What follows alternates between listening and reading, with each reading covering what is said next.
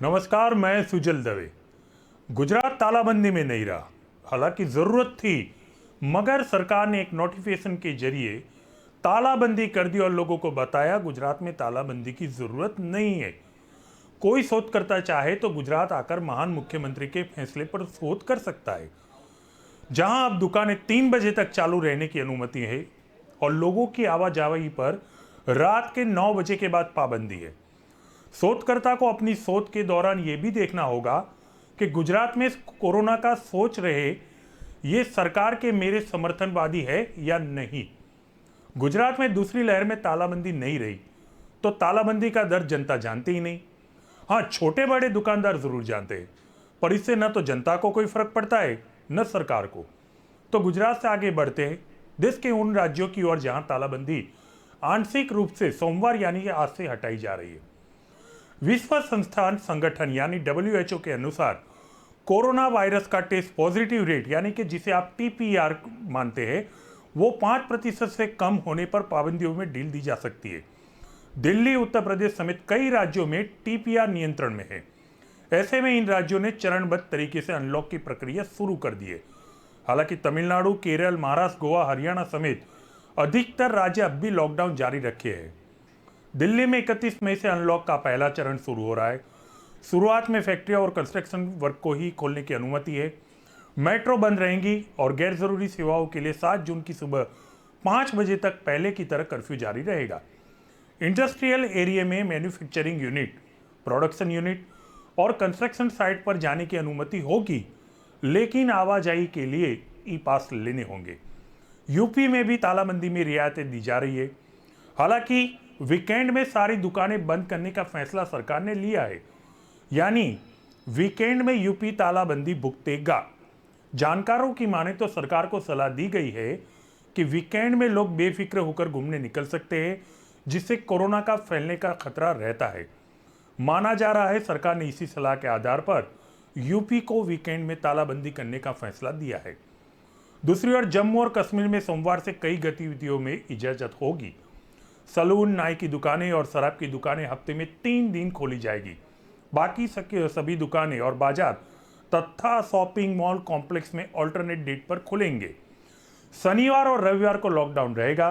तो मध्य प्रदेश सरकार के दफ्तरों में अफसरों की 100% तथा कर्मचारियों की 50% हाजिरी रहेगी।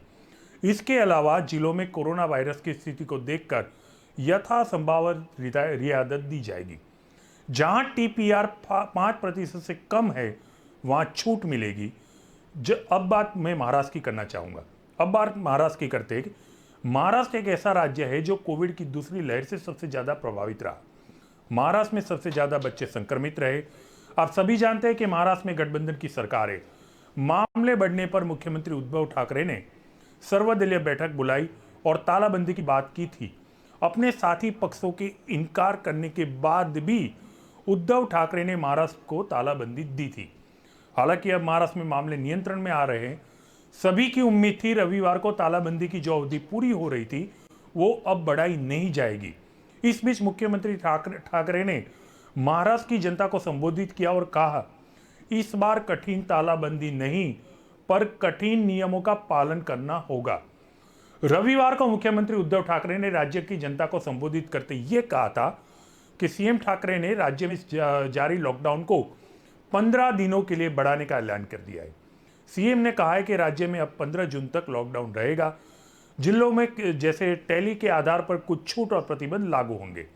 महाराष्ट्र में मुख्यमंत्री उद्धव ठाकरे ने कहा है कि हम बस यही कोशिश कर रहे हैं कि हमारा राज्य सुरक्षित रहे। कड़क लॉकडाउन नहीं बल्कि इस बार कड़क नियम लिए जाएंगे। CM ने कहा है कि महाराष्ट्र में अभी भी कई जिले ऐसे हैं जहां नियम हल्के किए गए हैं और वहां केसें बढ़ने लगे हैं। शहर से ज्यादा गांवों में ऐसी स्थिति देखने को मिली है। मुख्यमंत्री के इस फैसले के व्यापारी संगठन के प्रमुख वीरेंद्र शाह ने स्वागत किया है और अपनी प्रतिक्रिया दी है। महाराष्ट्र के नोटिफिकेशन में जिस प्रकार से ऑर्डर आया है वो हिसाब से एसेंशियल दुकानों को 2 बजे तक की परवानगी दी गई है, 3 घंटे बढ़ाई गई है। इसके लिए हम महाराष्ट्र गवर्नमेंट का शुक्रिया अदा करते हैं। दूसरा, उन्होंने नॉन एसेंशियल दुकानों के लिए जो ऑर्डर दिया है वो पॉजिटिविटी रेट जो शहरों में जो जिले में 10% से नीचे है, 10% से नीचे है, ऐसे दुकानों में और जहाँ पे बेड्स की अवेलेबिलिटी है, जो जिले में जो शहरों में कोरोना के केसेस 10% से कम है पॉजिटिविटी, वहाँ पे ये छूट नॉन एसेंशियल दुकानों को खोलने की सुबह 7 बजे से 2 बजे तक की दी जाएगी। वो ऑर्डर रिस्पेक्टिव डिजास्टर मैनेजमेंट की अथॉरिटी है, जो जिलों की, मुंबई की, थाना की, नवी मुंबई की, पूना की, इस प्रकार से दी जाएगी। तो हम ये ऑर्डर है उसको हम वेलकम करते हैं और हमारा अनुरोध है हर एक जिले के डिजास्टर मैनेजमेंट अथॉरिटी को, म्यूनिसिपल नगर पालिका को, कि इसके ऊपर जल्द से जल्द फैसला दिया जाए ताकि हमारी एसेंशियल और नॉन एसेंशियल दुकानें सुबह 7 बजे से लेके 2 बजे तक खुल सके। सीएम उद्धव ठाकरे ने कहा है कि आंकड़ों की बात करें तो अभी तक हम नीचे नहीं आए हैं। कोरोना में महाराष्ट्र नंबर 1 ही है, लेकिन एक राहत की बात यह है कि एक्टिव केसेस पहले से कम है, साथ ही ठीक होने वालों की संख्या में बढ़ोतरी हो रही है। उद्धव ठाकरे ने कहा है कि पिछली बार का वायरस और इस बार का वायरस अलग है। तीसरे लहर में कैसा होगा ये अभी कहा नहीं जा सकता। ऑक्सीजन बेड सब बढ़ाए गए। जब ऐसे फोन आ रहे थे कि अस्पताल में कुछ ही घंटों का ऑक्सीजन बचा है, तब बहुत मुश्किल समय था, लेकिन तब हमने पूरी तैयारी की और मरीजों के लिए ऑक्सीजन की व्यवस्था की। अब बात करते विपक्ष के प्रमुख हथियार बने सेंट्रल विस्टा प्रोजेक्ट की। कोरोना की दूसरी लहर आते ही देश की सभी सरकारें बेनकाब हो गई थी। हर जगह ऑक्सीजन बेड, रेमडेसिविर और इलाज की कमी महसूस हो गई थी। मामला आखिरकार अदालत में पहुंचा था और अदालतों ने सरकार पर कड़े तेवर दिखाए थे। आप जरा याद करेंगे तो याद आएगा कि अदालतों के सामने सरकारें टीन पिन रही थी। इलाज में बेनकाब हुए राज्य केंद्र पर और केंद्र राज्यों पर जिम्मेदारी थोप रहे थे। इसी बीच विपक्ष के हाथ एक हथियार लग गया था। केंद्र सरकार दिल्ली में सेंट्रल विस्टा प्रोजेक्ट के तहत नया संसद भवन बनाने जा रही है। विपक्ष ने मामला उठाया कि सरकार के पास लोगों के इलाज के पैसे नहीं है और सेंट्रल विस्टा के तहत बेकाबू खर्च हो रहा है। यहां तक दिल्ली जब तालाबंदी में थी तब भी इस प्रोजेक्ट का काम बेरोक टोक चलता रहा। केंद्र सरकार ने इस प्रोजेक्ट को चालू रखने के लिए विशेष अनुमति दी थी। विपक्ष ने इस पर खूब हंगामा किया। राहुल गांधी और प्रियंका गांधी ने इस प्रोजेक्ट को लेकर कई ट्वीट तक किए थे। मामले ने तुल तब पकड़ा जब मीडिया इस पर डिबेट होने लगे। सरकार का कहना था प्रोजेक्ट जरूरी है, जबकि विपक्ष का कहना था हो सकता है जरूरी हो, प्रोजेक्ट जरूरी है, पर यह समय प्रोजेक्ट के लिए जरूरी नहीं है। आखिरकार मामला दिल्ली हाईकोर्ट में पहुंचा। दिल्ली हाईकोर्ट में दाखिल हुई जनहित की एक याचिका में मांग की गई कि इस प्रोजेक्ट को रोक लिया जाए। इस याचिका की सुनवाई करते दिल्ली हाईकोर्ट के मुख्य न्यायाधीश DN पटेल और न्यायमूर्ति ज्योति सिंह ने इस याचिका को यह कहते खारिज किया कि जनहित की याचिका है ही नहीं। विस्टा प्रोजेक्ट का काम सापुरजी पल्लोंजी ग्रुप को दिया गया है, जो नवंबर 21 तक पूरा होना है। इसको नहीं रोका जा सकता। अदालत ने इस याचिका को दाखिल करके अदालत का समय बर्बाद करने पर याचिकाकर्ता पर 1 लाख का जुर्माना तक लगा दिया है। अदालत के इस फैसले ने विपक्ष ने शुरू की हुई इस बहस को ही खत्म कर दिया है। आप अगर चाहे तो इसे विस्टा में रही आखिरी रुकावट दूर हुई है, यह भी कह सकते। विपक्ष ने भी अदालत के इस फैसले का सम्मान किया है, तो सरकार ने खुशी जाहिर की है। अब बात दिल्ली हाईकोर्ट की चल ही रही है, तो हाईकोर्ट का एक और फैसला आपको बताता हूं। दिल्ली हाईकोर्ट आज यानी सोमवार को शिक्षा निर्देशालय के उन आदेशों को निरस्त कर दिया जिसमें प्राइवेट स्कूलों को निर्देश दिया गया था कि वे लॉकडाउन खत्म होने के बाद ही एनुअल चार्ज और डेवलपमेंट फीस नहीं ले सकते।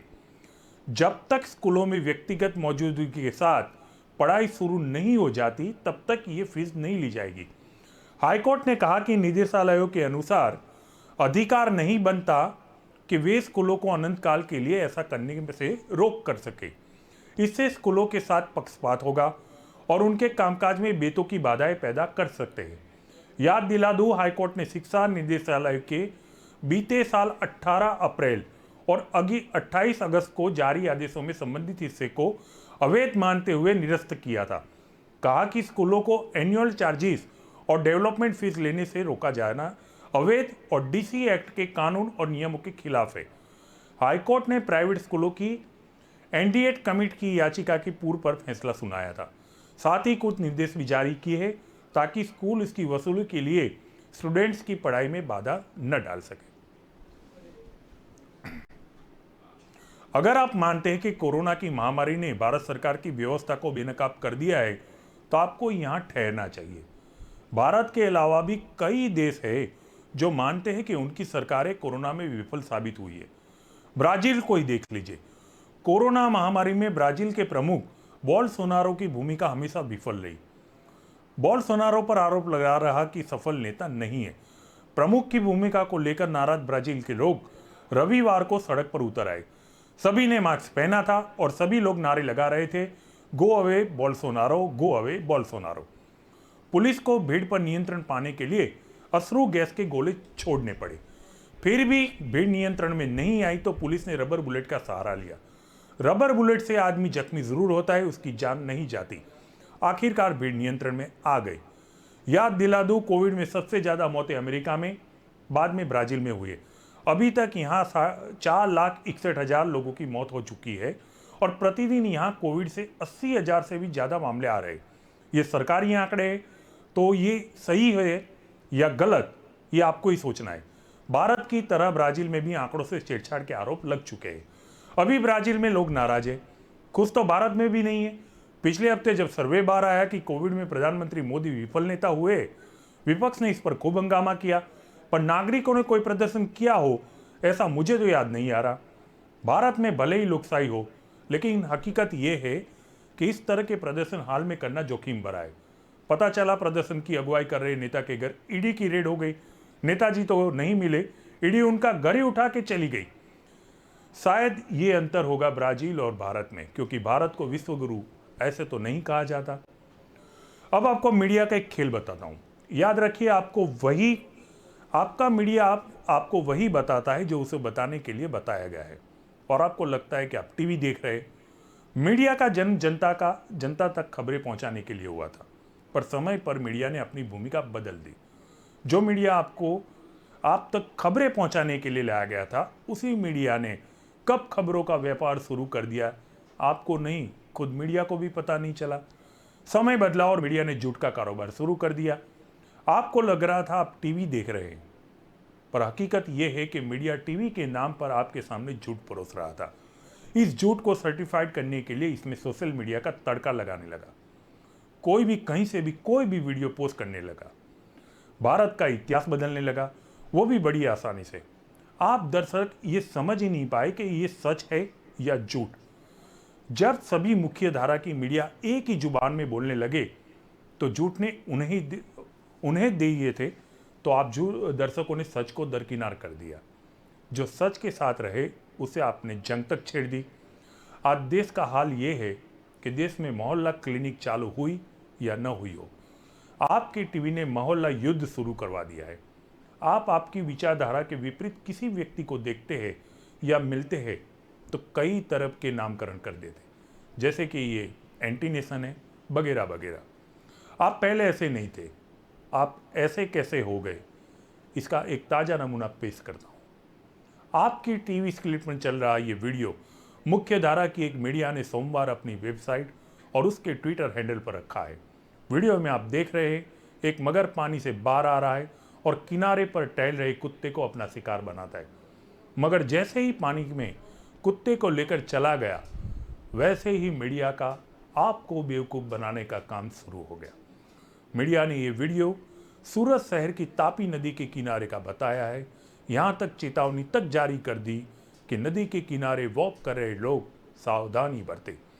वीडियो जैसे ही वायरल हुआ, सूरत में अफरा तफड़ी मच गई, क्योंकि तापी नदी में समय समय पर मगरों को देखा जाने की शिकायतें प्रशासन को मिल चुकी थी। लंबी जांच के बाद पता चला कि तापी के पानी में मगर है या नहीं ये तो पता नहीं चला, पर यह वीडियो तापी नदी का नहीं है ये ज़रूर पता चल गया। पड़ताल के बाद सामने आया कि वीडियो चंबल नदी का है, जो राजस्थान के कोटा में फिल्माया गया था। इसे किसी और ने नहीं, पर वहाँ तैनात सुरक्षाकर्मी ने ही फिल्माया था।